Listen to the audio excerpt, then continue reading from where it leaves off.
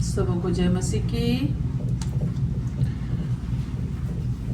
आज मैं वचन से कुछ मनन करना चाहती हूँ।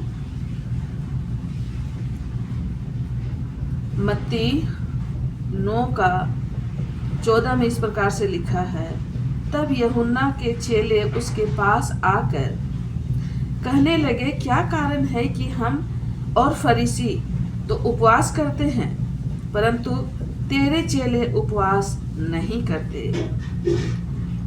यीशु ने उनसे क्या कहा, आप लोग सुनेंगे।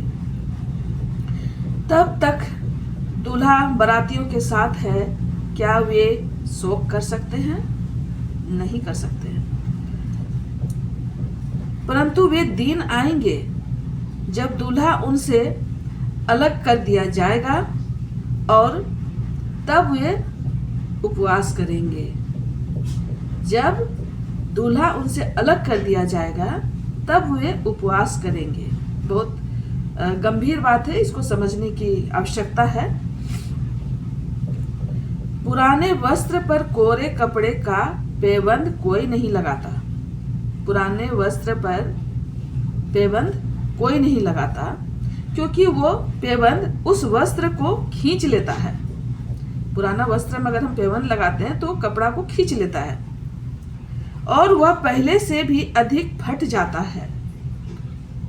आप कभी लगाए होंगे, पुराना कपड़ा में पैबंद लगाए होंगे तो आप देखे होंगे किनारे से वो तड़कना शुरू हो जाता है, फटना शुरू हो जाता है।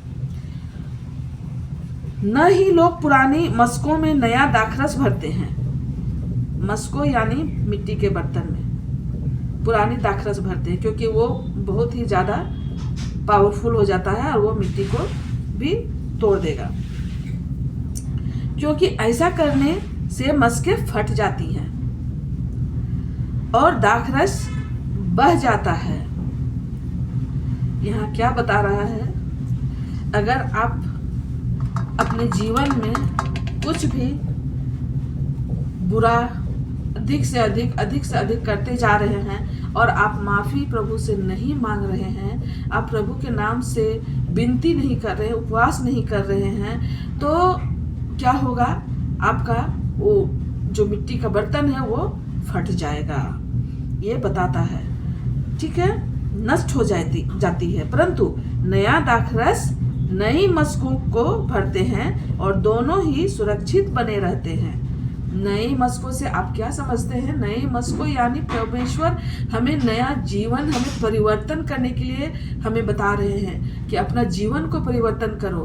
हम पाप में हैं, अपराध में हैं, चोरी में हैं, बहुत तरह के बुराइयों में हैं, हमारे जीभ से बुरी बुरी बातें निकलती हैं। इन सारे चीज़ों से परमेश्वर हमें क्या कह रहे हैं? आप बाहर निकलो, इन सारी चीज़ों से आप बाहर निकलो और वचन को पढ़ो और वचन को मनन करो और वचन को पकड़े रहो और उसको अपने साथ लेकर चलो।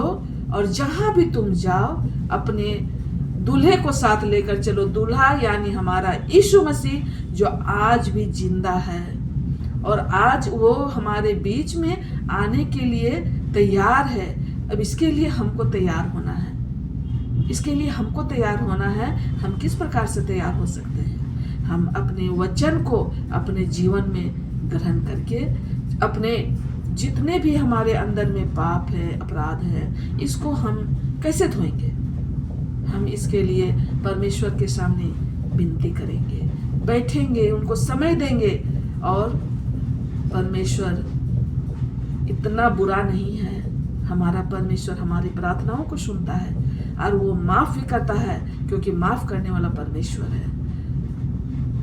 हमारे लिए कीमती लहू को बहाया हमारे यीशु ने, हमारे मनुष्य जाति के लिए पाप अपराध को क्षमा करने के लिए अपने कीमती लहू को बहाया, और जिससे वो कोड़े खाए और उस कोड़े से हम चंगे किए गए, वो लहू से हम शुद्ध और पवित्र किए गए, हम उद्धार को प्राप्त किए।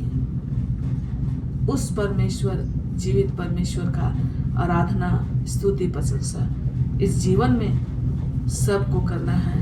और विश्वास सबसे बड़ा चुनौती है।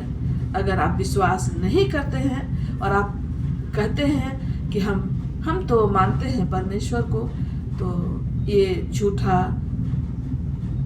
बात उनके तक नहीं पहुंच पाएगा, क्योंकि विश्वास दिल से होता है और दिल की बात स्वर्ग तक पहुंचती है।